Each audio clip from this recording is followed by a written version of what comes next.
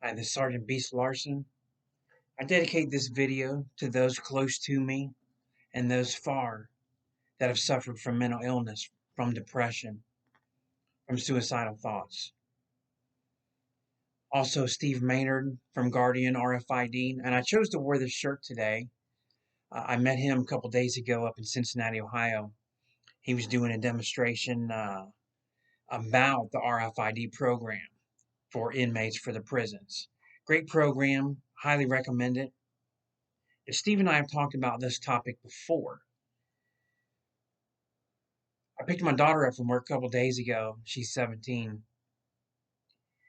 And this is a hard video. She said, today is 166 days that I've not locked myself in a room and not refused to eat. This is due to a past relationship, an abusive relationship. And folks, parents, brothers, sisters, I'm telling you, the drama, the fighting, the intentional emotional stress that people can put on each other in high school and middle school is over the top. Why does the news have 10, 11, 12-year-olds, 7-year-olds committing suicide? Because of problems like this. This shirt has the word warrior.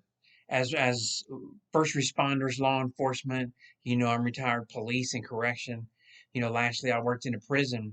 That's how I got to meet Steve Maynard and so many others. The Tear Talk guys, Anthony, Russ, William Young, Gary York, Keith, so many, Frank, guys I talk to all the time, Justin in West Virginia. We are warriors that we never want to admit something is wrong. We are warriors that we want to fight to the end. Fight, protect, preserve. It's a calling. Sheepdogs. There's a million words you can put into this right now. We also have to be a warrior mentally, meaning we need to be intelligent with our brain and our eyes and our ears and see what's going on around us with our peers and our coworkers, our families.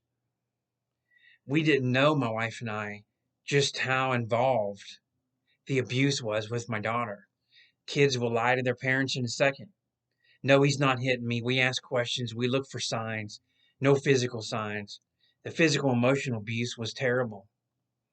She lost almost 40 pounds. We knew it. We tried to talk. She denied everything. You may have heard this. You may have been through this.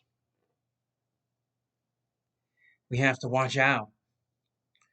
A couple days ago, one of the guys I used to work with posted that he found salvation is the word. He'd been homeless, living in his car. Wife took the kids and left. It got to the point. He's a decorated war veteran from Iraq. Great supervisor in a prison. Things just got, and they'll sneak up on you. Get to the point where you don't know. Sometimes you hit rock bottom and you lose before you figure it out.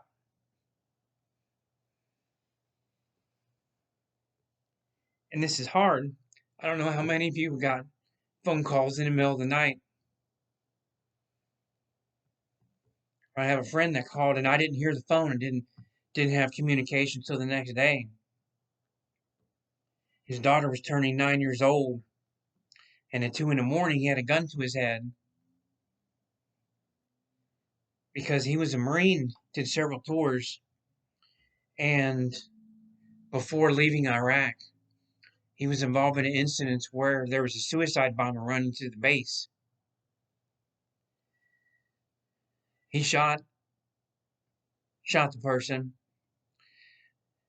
later to find out that it was a 9-year-old boy with a bomb vest on. His child was turning 9 that day, big birthday party, and those two worlds collided. That caused some temporary separation in his marriage. He was able to get that back together. They went on, they had another baby, they're still together. We had talked about things, working together to prison. He had mentioned briefly, didn't give me details, Didn't show a lot of signs, always laughing and happy, always around me. Didn't show signs that there was something way back in that filing cabinet of memory. But it only takes a certain word or a certain element to trigger this. I will mention this name, Hunter Curitan from Hays State Prison. Very proud of you, Hunter. He went through and lost. He came out. Family was gone, homeless, drug abuse, and he talks about this. And he hit rock bottom. He went below the rock. He went below the dirt. But he lived through it. Went to rehab. Went through a lot of rehabilitation. Went through a lot. Talked with people, and then he'd say, I'm going to be off for a month, but I'm okay. And then he'd be back. I'm doing this to be back. Got certified as a life coach. Continuing. Wants to, be a minister. He's doing great, making great strides to help people, what I'm talking about right now. If you're watching this video, and I'm in groups of over 600,000 that are police and correction groups.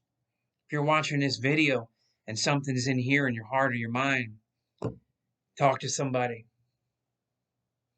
Don't let it take your life. If you've got friends,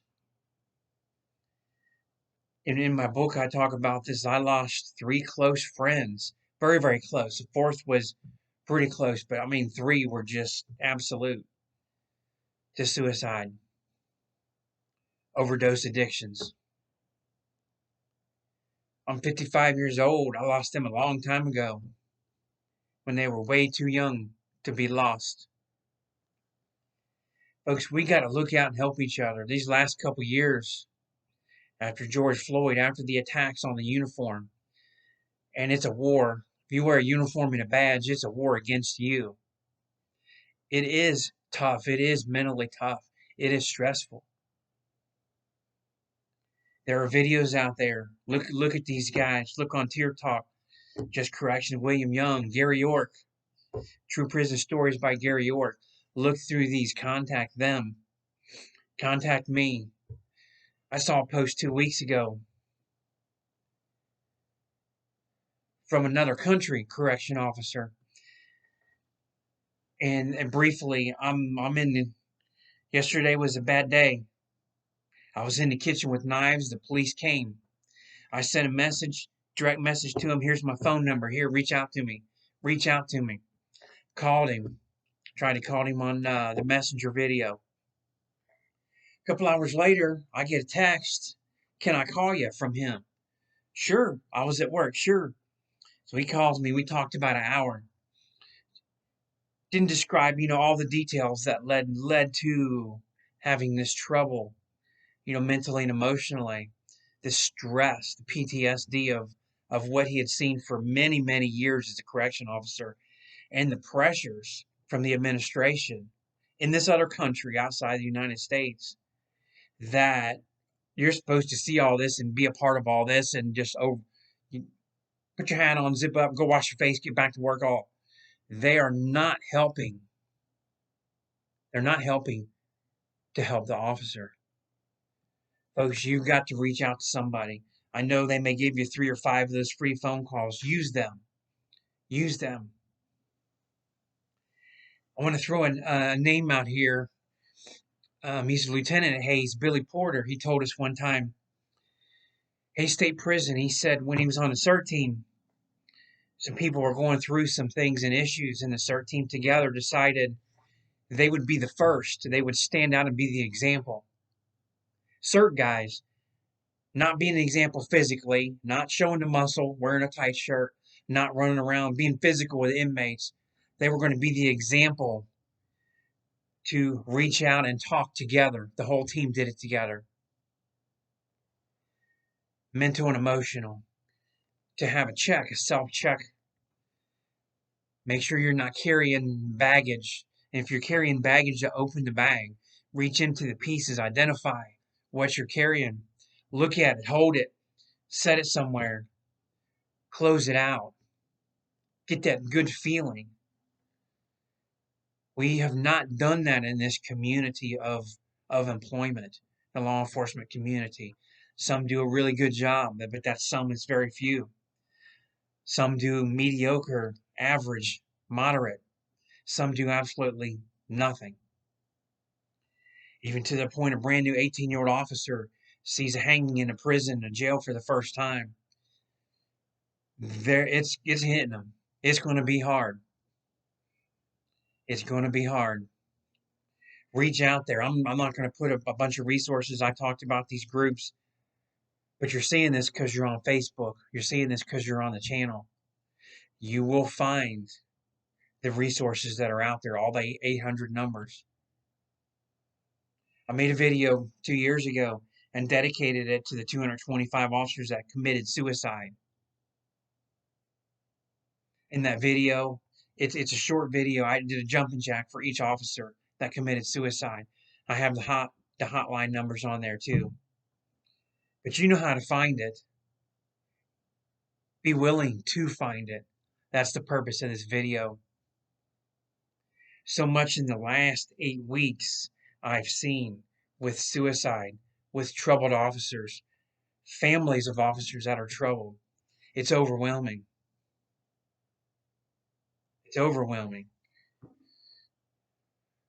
I'm not a psychiatrist, psychologist. This is not my field of expertise. Find somebody to talk with. Talk with people that are here on this group, in these groups, on these pages of social media. Don't let it get to you and eat you up. Steve Maynard, everybody that I've talked to, thanks for always being there, for always listening. Talk to you soon.